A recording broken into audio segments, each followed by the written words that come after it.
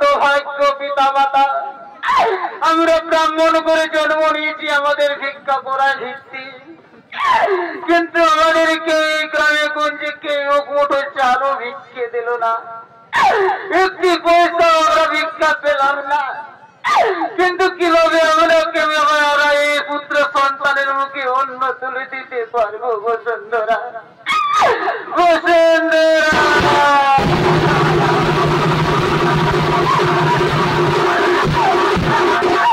কেন না স্বামী, কেন না স্বামী, আমরা যে গৌর ভাগিনী, আমরা বড় যে দুঃখিনী ব্রাহ্মণ, আমাদের ভগবান দিয়েছে জন্ম, যে লিখেছে ভগবান বিধাতা গোপালে আমাদের দায়িত্ব ঢুকবে স্বামী। আমাদের সন্তান আমাদের কাছে হাহাকার করে ক্ষুধার জ্বালায় কাঁদছে আর চিৎকার করছে, খেতে দাও মা, খেতে দাও মা বলে ডাকছি, আমরা এক মুঠো অন্ন দিতে পারিনি মুখে। মা, মা, আমাকে যে খেতে দাও মা।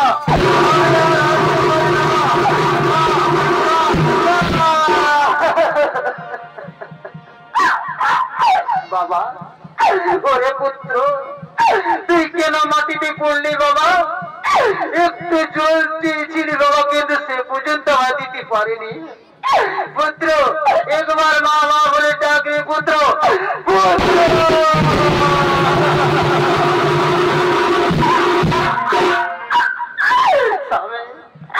আমরা কেবল হতভাগ্য পিতা মাতা, আমাদের নিজের সন্তান খোদার জ্বালা হাহাকার করতে করতে কেঁদে পড়লো, মাটি দিয়ে লুটিয়ে পড়লো, শেষ পর্যন্ত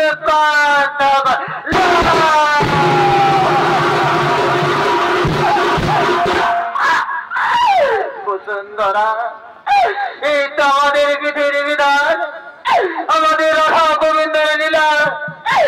এই যে আমার কিভাবে এই ভক্ত নরোত্তম ঠাকুরের পরীক্ষা নিচ্ছে প্রভু, শেষ পর্যন্ত আমার নিজের সন্তানকে হরণ করে দিলে প্রভু।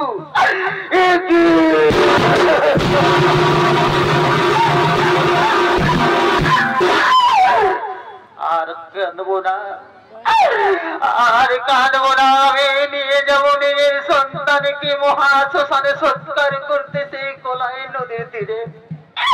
বসুন্ধরা, দাও আমার কোলে তুলে দাও সেই শশীকে আমাদের। না না স্বামী না, আমি তা দিতে পারি না, নিজের সন্তানকে আমি দিতে পারবো না।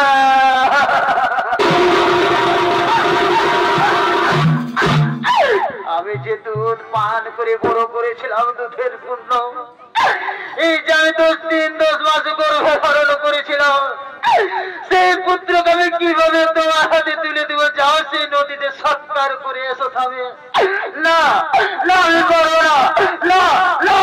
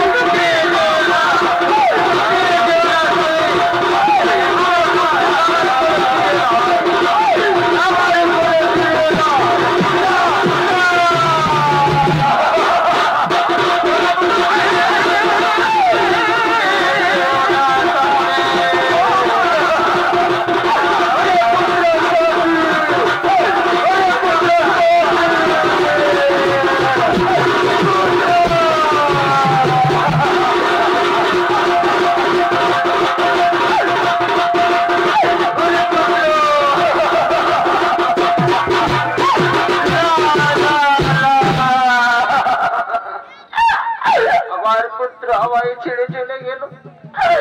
আমি কিভাবে আমি বাঁচবো? আমি বাঁচতে চাই না এই পৃথিবী মাঝারে। দাঁড়াও পুত্র, আমি যাব পুত্র তোমার সঙ্গে, তোমার মা বসুন্ধরা।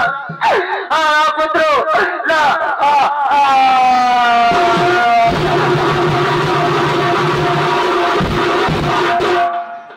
এদিকে এদিকে সেই ভক্ত নরোত্তম ঠাকুর নিজের সন্তানকে সৎকার করে বাড়ি ফিরেছে আর বলছে, অরে বসুন্ধরা, অরে বসুন্ধরা, কুঠির থেকে বেরিয়ে এসো বসুন্ধরা। আমি নিজের সন্তানকে সৎকার করে এসেছি। আমি যে আজ বড় পবিত্র সেই গঙ্গা জল দিয়ে পবিত্র করবো আমাদের কুঠির। বেরিয়ে এসো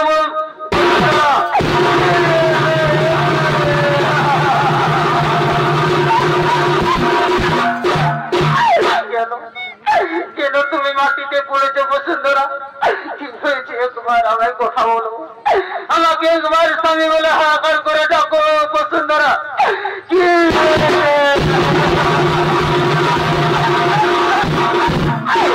কি বসুন্ধরা, তুমি নিজের সন্তানের শোক সহ্য করতে পারলে না?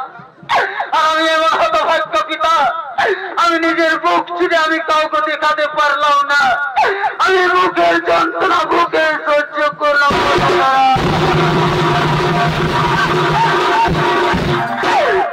আমার দুর্ভাগ্য প্রভু লীলা।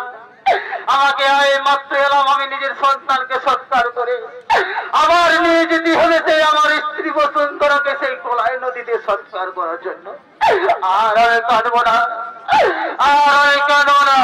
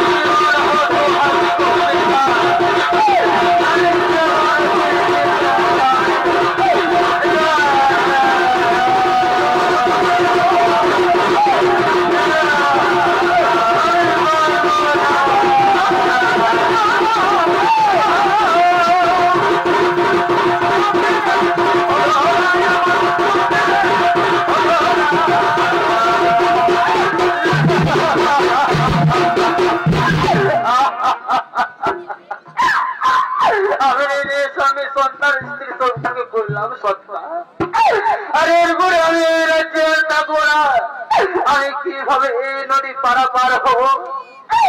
আমি যে ওই যে নৌকা দেখা যাচ্ছে, ওই জেলেরা মাছ করছে নদীর কিনারে, আমি সেই জেলেরাকে দিয়ে আমি নদী পার করবো।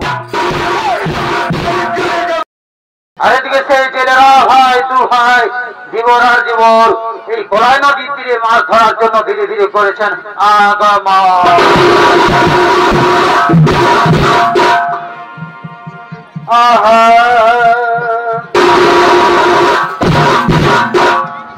আর সামলা ধরার চুলহাই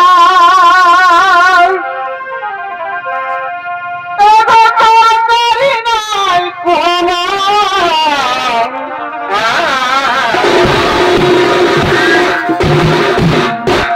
সামলা ধরার চুলহাই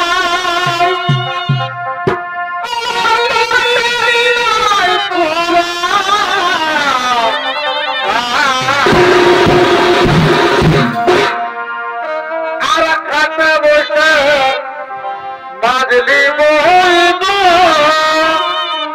বাবুর মাই মোটা দবা ফুলাই আর খাতে বইতে মাজলি বইব বাবুর মাই।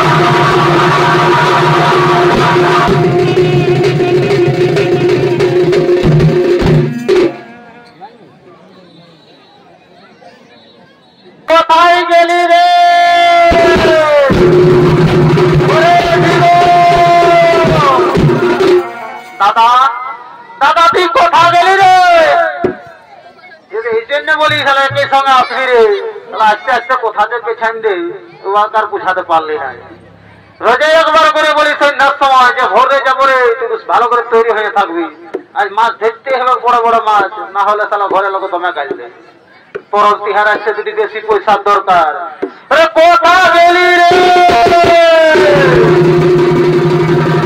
দাদা দাদা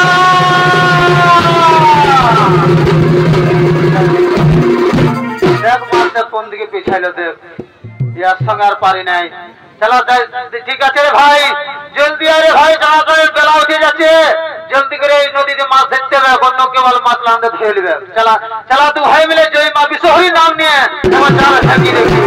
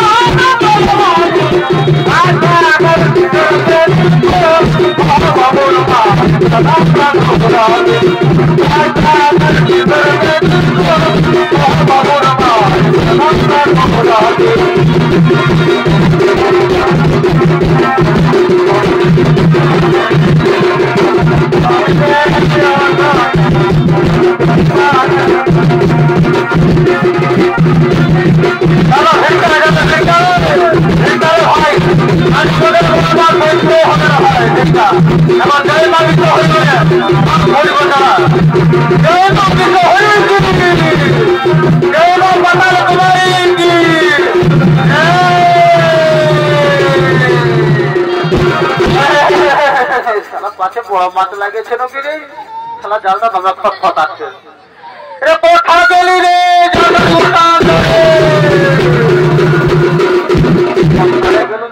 শালা দমে নদী জল আছে নদী ভর্তি কোথা গেল সারা বহুটা আমাকে মরা গাছ বলে কে কে সঙ্গে গেছিল মাছ ধরছে কোথা নদী ঢুকে মরল নাকি পাশে একসঙ্গে দু লোকের জান নিয়ে ধরেছি কিন্তু কোন দিকে যে পেছালো রে কোথা গেলি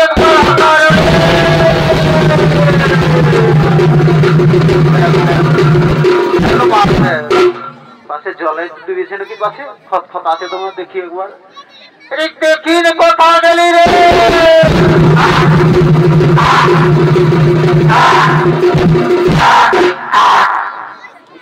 হয়েছে কোন ধারে রে পাশে মরল নাকি কে জানি মাছ ধরতে আসে তারা বড় জ্বালা হয়ে গেল তাহলে বড় মাছ ধরবি কোথা পাচ্ছে নিজেই মরল নাকি আমার হইল জ্বালা রে এই সারা থানা পুলিশের ঝামেলায় পড়ে গেলে বাবা সারা লাল ভাত খাবে। মাছ খাবি কোথা?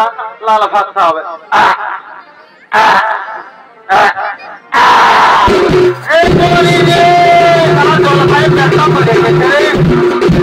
জলখায় পেটটা ফুলে গেছে নাকি দেখি দেখি দেখি দেখি টেনে উঠাই না মরে গেলে সারা বিপদের শেষ নাই।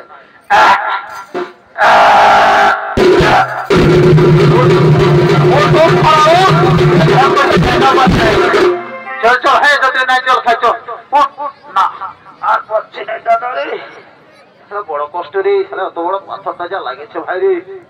মাছ ধরবি কথা ভাই রে পেটটা বেড়ো লাগেছে রে। দেখি দেখি দেখি কোথা লাগেছে ওটা দেখি না।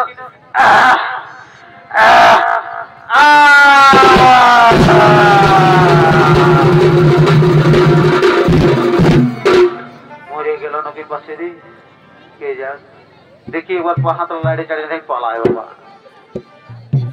দেখি চড়ে দেখি পাশে মরল নাকি হাতলা সালা টানিয়ে লিছে রে। কি কি বলি রে?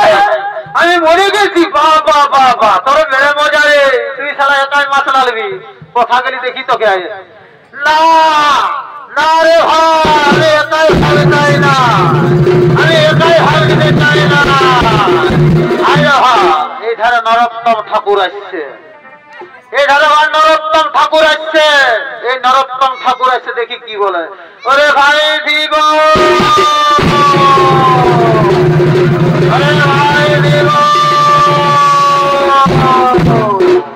ওরে ভাই দিব আমাকে নদী পার করে দেবে ভাই। না না না আমাদের এখানে মাছ ধরা নৌকো নয়। আমরা সেই মানুষ পারাপার করি না। আমাদের করতে যদি হয় তাহলে করে দিতে হবে, টাকা দিতে হবে। না রে ভাই জেলে ভাই আমার কোষে কোনো কড়ি নেই, টাকা নেই। আমি পেয়েছি এই যে নদীতে পার হওয়ার সময় সেই শিলা পাথর। তাতে যদি তোমরা নিয়ে নাও, আমি যা ভিক্ষা করে পেয়েছি সেটা যদি নিয়ে নাও তাও আমাকে পার করে দাও। ঠিক আছে ঠিক আছে দাও দাও যা তুমি পেয়েছো সেটা আমাকে দিয়ে দাও। তারপরে তোমাকে নৌকাতে পার করিব আমরা।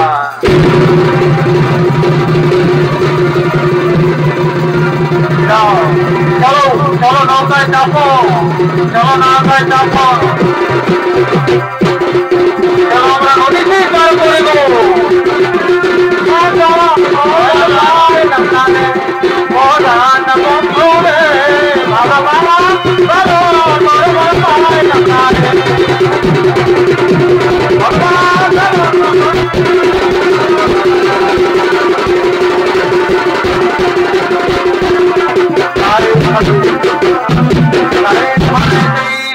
ঠাকুর যে নদীতে পার হওয়ার সময় যে শিলা পাথর পেয়েছিল সে হলো নারায়ণী রূপী পাথর। সেই পাথর সেবা পূজা করার জন্য চলে গেলেন এই রাজ্য থেকে নররাজ্যের রাজসভায়। আর এইদিকে সেই নররাজ্যের রাজসভায় সমস্ত দেবগণ মন্ত্রী সেনাপতি ধীরে ধীরে করেছেন আগমন।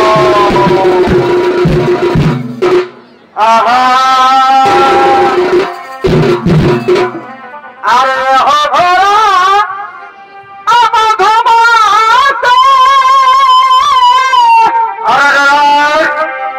Oh,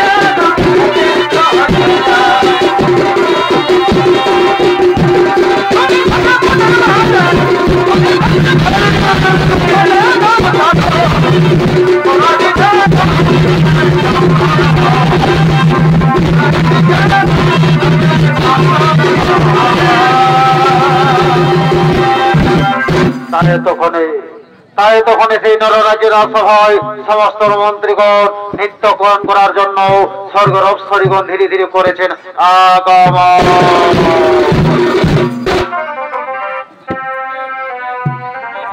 আহা আরে ভাদর মাসে একাদশ জনার আরে বাবুর মায় আলো জামাই আরে ভাদর মাসে একাদশ জনার আরে বাবুর মায় আলো জামাই সকাল পৌঁছে গেল নাকি মারা ঝলি করে দুটা গগলি ছড়াইবে মারা ঝলি করে দুটা গগলি ছড়াইবে আর বহালে মাছ রাঁধবে মার ঝলি করে দুটা গগলি ছড়াইবে আর বহালে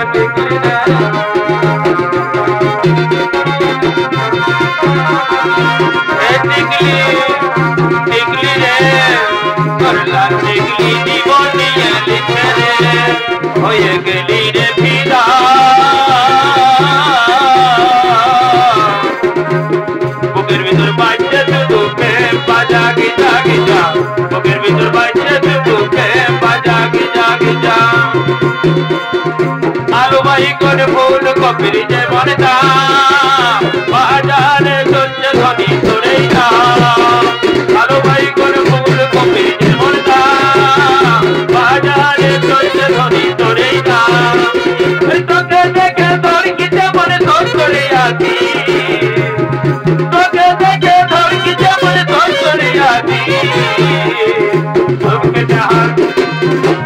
যাহার পড়ি দেছি রসিয়ানে মনে থাকতে বিদেশি তোকে যাহার পড়ি দেছি রসিয়ানে মনে থাকতে বিদেশি মনে থাকতে বিদেশি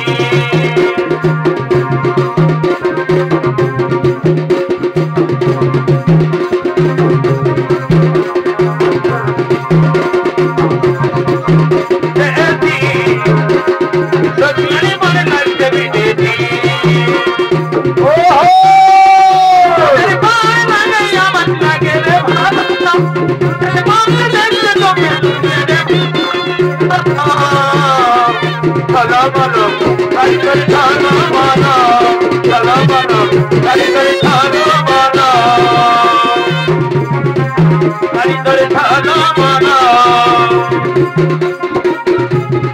লাগে রে ভালো তোকে লাগে রে ভালো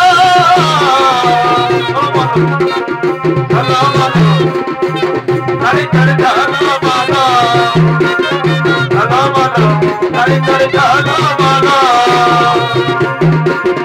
প্রিয়া তুই আমাকে কি জাদু করে দিলি রে প্রিয়া তুই আমাকে কি জাদু করে দিলি রে বুঝতে পারি না আমি কি মহিনী ছিলি রে মরে যাবো দুলা রে তুই খাইরে চলে গেলে রে মরে যাবো দুলা রে তুই খাইরে চলে গেলে রে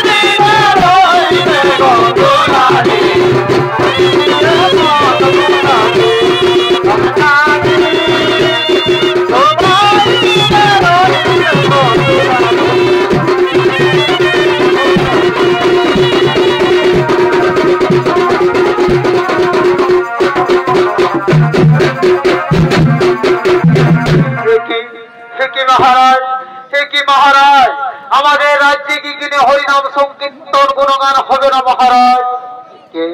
কি বললে জানে? কি বললে জানে? কেন হবে না? কি কারণে হবে না? আমার রাজ্যে বহুদিন ধরে সে হরিনাম সংকীর্তন হয় না। হ্যাঁ মহারাজ, হ্যাঁ মহারাজ, আমাদের রাজ্যে কোনো হরিনাম সংকীর্তন হয় না, কিভাবে আমরা হরিনাম সংকীর্তন গান ভজন করব? ঠিক আছে রানী, ঠিক আছে রানী, এখন আমি সেই ব্রাহ্মণ প্রহরী দ্বারা সেই ব্রাহ্মণ বৈষ্ণবকে ডেকে পাঠাবো। কোথায় প্রহরী, কোথায় প্রহরী? শুনে এসো প্রহরী, কোথায় প্রহরী? আদেশ করুন মহারাজ। আপ মহারাজের জয় হোক মহারাজ, মহারাজের জয় হোক। ওরে প্রহরী, ওরে সৈনিক ভাই, তোমরা যাও। আমাদের রানী বলেছে যে আমাদের রাজ্যে কোনো হরিনাম সংকীর্তন হয় না। যাও তোমরা নগরে নগরে, দেশে বিদেশে, গ্রামে গঞ্জে, সারায় খোঁজ করে দেখো, সে যেন বৈষ্ণব হয়, সে যেন ব্রাহ্মণ হয়, সে যেন ঠাকুর হয়। যাও যাও, তোমরা আর দেরি করো না, সেই ব্রাহ্মণ বৈষ্ণবকে ধরে নিয়ে এসো, আমারই রাজমহলে করিব হরিনাম সংকীর্তন।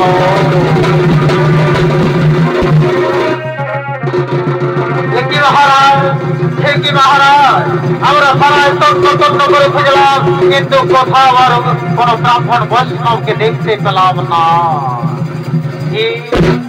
এই কি মহারাজ, আমাদের এই দরবারের সামনে দিক দিয়ে উত্তর দিক থেকে চলে গেল সেই পশ্চিম দিকে, উত্তর দিক থেকে চলে গেল সেই পশ্চিম দিকে গুণগান করতে করতে হরিনাম সংকীর্তন। কি বলে রে প্রহরী, সেই ব্রাহ্মণ, সেই বৈষ্ণব, সে আমাদের এই দরবার পাশ থেকে পার হয়ে গেল। যাও যাও, তোমরা দেরি করো না, সেই ব্রাহ্মণকে ধরে নিয়ে এসো, সেই ব্রাহ্মণ দ্বারা আমরা সংকীর্তন করব। কোথায় ব্রাহ্মণ?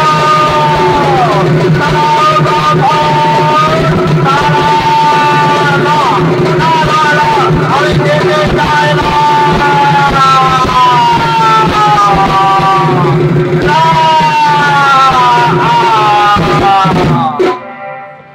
মহারাজ, হে কি মহারাজ, প্রহরী দ্বারা তুমি ধরে না করেছ কেন? আমি কি দোষ করেছি, কি অপরাধ করেছি? আমি যে বড় গরিব দরিদ্র ব্রাহ্মণ, আপনার রাজমহলে, আপনার এই রাজ্যে এসেছি ভিক্ষা মাগন করার জন্য, তাই কেন আমাকে ধরে আনা করালেন মহারাজ? আমি কি দোষ করেছি? আমি সেই সন্তান হারা, নারী হারা, সেই আমার স্ত্রী পর্যন্ত হারিয়েছি। আমি যে সেই দুর্ভাগ্য আমার কপাল, আমার দ্বারা আপনার আমি কি করতে পারি মহারাজ? ওরে ব্রাহ্মণ, ওরে ব্রাহ্মণ, তোমার যে কাজ করতে হবে তাহলে শোনো। তোমার দ্বারা আমি করিব হরিনাম সংকীর্তন গুণগান, আর তোমার দ্বারা হরিবে সাধু ভজন। কি বললে, কি বললে মহারাজ? আমার দ্বারা হইবে তোমার সাধু গান, সাধু ভজন, হরিনাম সংকীর্তন? আমি তা পারবো, আমি তা পারবো। আপনার আদেশ আমি নিশ্চয়ই পালন করব মহারাজ। তাহলে চলো ব্রাহ্মণ, তাহলে চলো, এখন সন্ধ্যা ঘনিয়ে এসেছে, সকালে আমরা গঙ্গা স্নান করে আসবো, তারপরে আমার মহলে আমি সেই গুণগান সংকীর্তন হরিনাম শুরু করব। এখন চলো, তোমাকে আমি রাজ পালঙ্কে স্বয়ং করাবো, সেই আমাকে রাজভোগ প্রদান করাবো, মুখে হরণ করাবো। কিন্তু চলো চলো, ঠিক আছে, ঠিক আছে মহারাজ, আমি আপনার দরবারে করিলাম স্বয়ং। আর এদিকে, এদিকে সেই ভগবান শ্রীকৃষ্ণ আকাশবাণী দিকে বললেন, আরে নরোত্তম, তুমি যে ভুল করতে চলেছো, তুমি আজও সে আমার গুণগান শুরু করতে চলেছো, আমার পূজা করতে তুমি চলেছো, রাজ পালঙ্কে শুয়েছো। না না না, আমি তোমার এই তোমার বাসনা পূর্ণ করতে দেব না। তোমাকে আমি এমন ছলনাময়ী ছলনা করে দেখাবো, তোমাকে চোর বলে তোমাকে রাজা দূর করে তাড়িয়ে দেবে রাজমহল থেকে। কি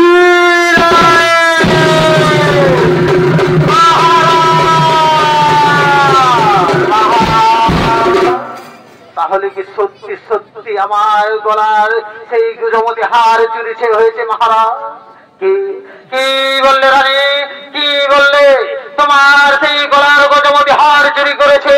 হ্যাঁ হ্যাঁ হ্যাঁ মহারাজ, আমার গজমতি হার চুরি হয়েছে। যাও রে প্রহরী, কোথায় তোমরা যাও, তন্ন তন্ন করে খুঁজে দেখো, আমার রানীর সেই গজমতি হার চুরি হয়েছে। ঠিক আছে, ঠিক আছে মহারাজ, আমরা সারা তন্ন তন্ন করে খুঁজলাম কিন্তু কোথাও তো পেলাম না মহারাজ। তাহলে আপনার দরবারে যে ব্রাহ্মণ এসেছে সেই ব্রাহ্মণকে একবার ছাড়াই করতে পারি। কি বললে সেই ব্রাহ্মণ চোর? না না, এই হতে পারে না। এই ব্রাহ্মণ দ্বারা আমি হরিনাম সংকীর্তন করবো, তাই ব্রাহ্মণ কোনদিন চুরি করতে পারে না। ওঠো ব্রাহ্মণ ওঠো, তোমার ঝোলাতে দেখি কি রয়েছে। রাজার আদেশ, আমরা তন্ন তন্ন করে করিব।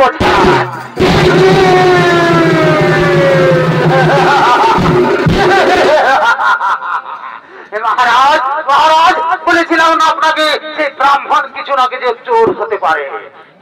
কি বললেন প্রহরী? সেই ব্রাহ্মণ আমার শেষ পর্যন্ত চুরি করলো রানীর গজপতি। হা, কোথায় সেই ব্রাহ্মণ?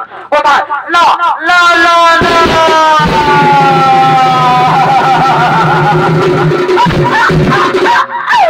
হতে পারে না মহারাজ, এই ব্রাহ্মণ কোনদিন চুরি করতে পারেনি।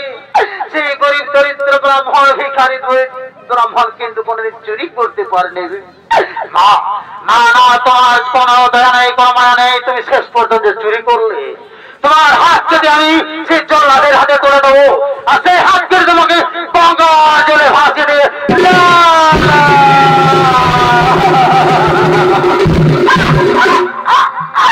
কোথায় কোথায় ওরে জল্লাদ? তুই তাড়াতাড়ি ছুটে এসো, আমার এই চৌকি সেই ব্রাহ্মণের হাত থেকে সেই গঙ্গার জলে ভাসছে না।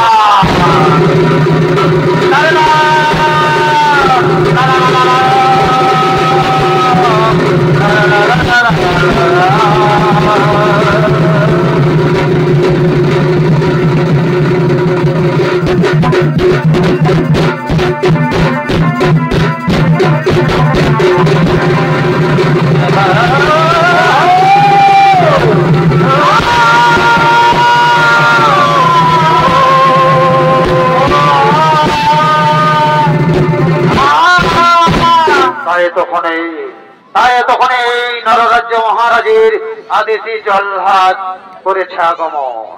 তাই সেই জল্লাদের ভূমিকা আপনাদের মহান মঞ্চে নৃত্য পরিবেশন করে দেখাবেন। তিনি হলেন নৃত্যশিল্পী ওস্তাদ বাবন চন্দ্র।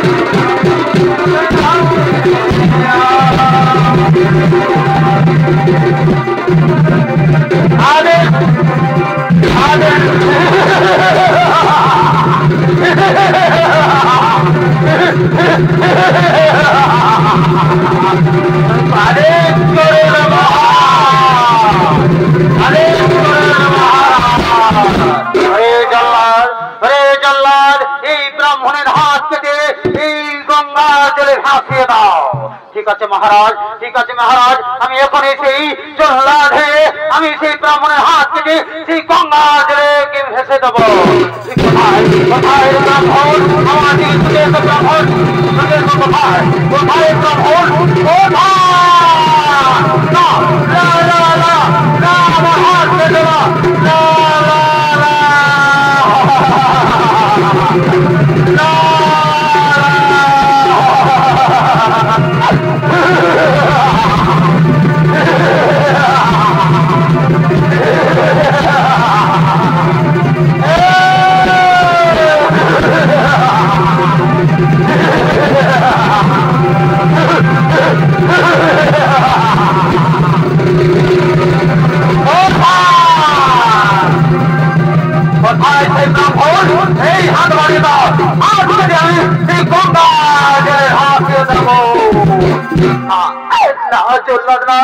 আমায় ক্ষমা করো, আমায় ক্ষমা করে দাও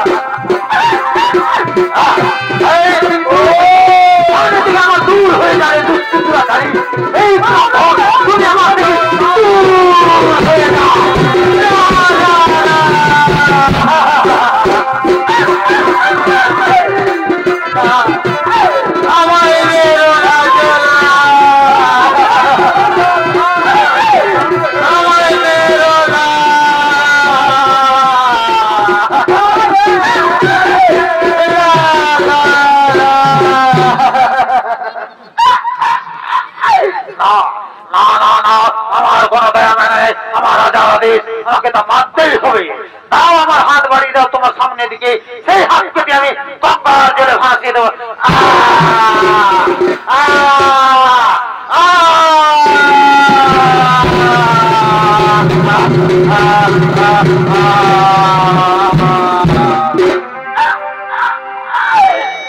এই যে মহারাজ, এই যে মহারাজ, আমি ব্রাহ্মণের হাত কেটে নিয়ে এসেছি।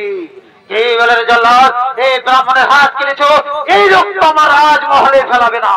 এই অপবিত্র রক্ত, এই হাত যাও তুমি সেই গঙ্গার জলে ভাসিয়ে দাও।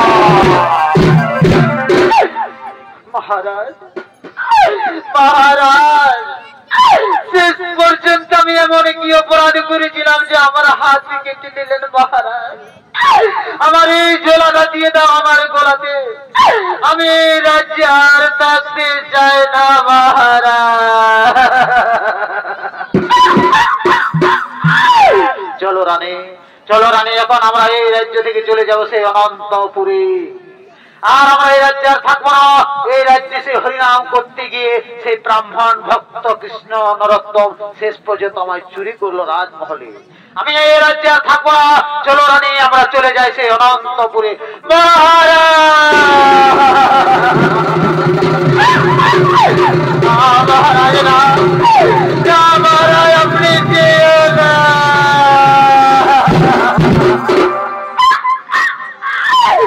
আমি তো বলেছিলাম সেই রাধা গোবিন্দের পূজা করব, আমার তো হাতে কাটা চলে গেল, কিন্তু আমি কিভাবে তার পূজা করব? 108টি পদ্ম ফুল মানে আমি সেই নারায়ণের পূজা করব।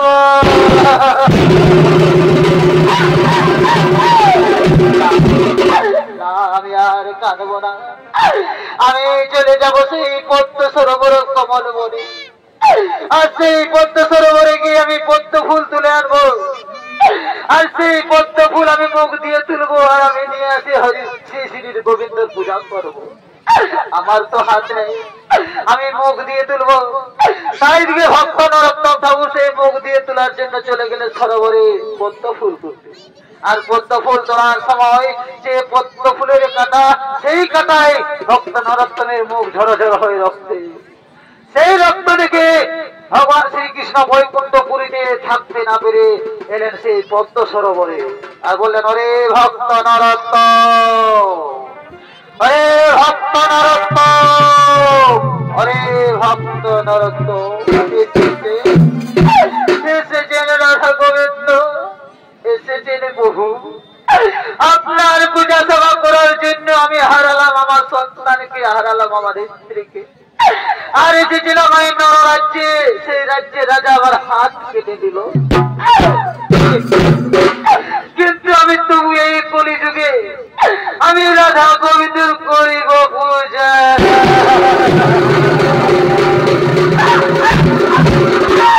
আমি যে এসেছিলাম পদ্ম সরোবরে পদ্ম ফুল তুলতে, তুলেছিলাম মুখ দিয়ে, সেই দেখে তুমি না সহ্য করতে পেরে ভক্তের দুঃখে এলে বহু। তুমি কেন এলো বহু? আমার জীবন থাকতো তুমি আর কেন আমায় দেখা দিলে? আমি এই জীবনে কিভাবে রাখবো? আমি সবকে হারালাম, আর এই জীবনে আমার কি আছে দাও?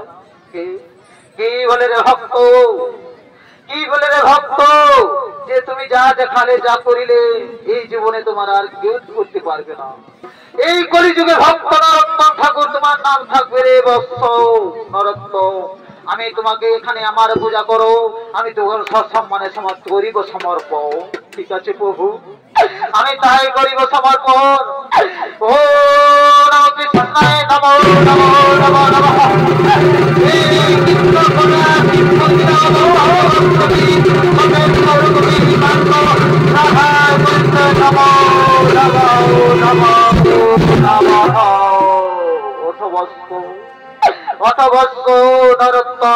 তোমাকে আমি এখানে করিলাম তোমার স্ত্রী সন্তানের সমর্পণ। তুমি যাও, তোমাকে জয়ী করে আশীর্বাদ দিলাম রে বৎস। তোমার সন্তান স্ত্রী তোমার মারা যায়নি, আমি তোমার উপরে নিয়েছিলাম পরীক্ষা সেই তাপর যুগে, আর এই এসেছে সেই কলিযুগ। তাই কলিযুগে তুমি জনগণে সেই ধরাধামে প্রমাণ করে দিলে যে ভক্তের ডাকে রহিতে না পারে সেই বৈকুণ্ঠপুরীতে নারায়ণ রাধা গোবিন্দ। হরে বৎস নরোত্তম দীর্ঘদেহ বৎস দীর্ঘদেহ বৎস। হরিদীপ্ত গেল সন্ধ্যা হলো পার্ক নয়া আমাদের হরিদীপ্ত গেল সন্ধ্যা হলো মনের কণ্ঠ জলের ভারিয়া তাদের তোমাদের হরিদীপ্ত গেল সন্ধ্যা হলো পার্ক নয়া আমাদের হরিদীপ্ত গেল সন্ধ্যা হলো পার্ক নয়া আমাদের।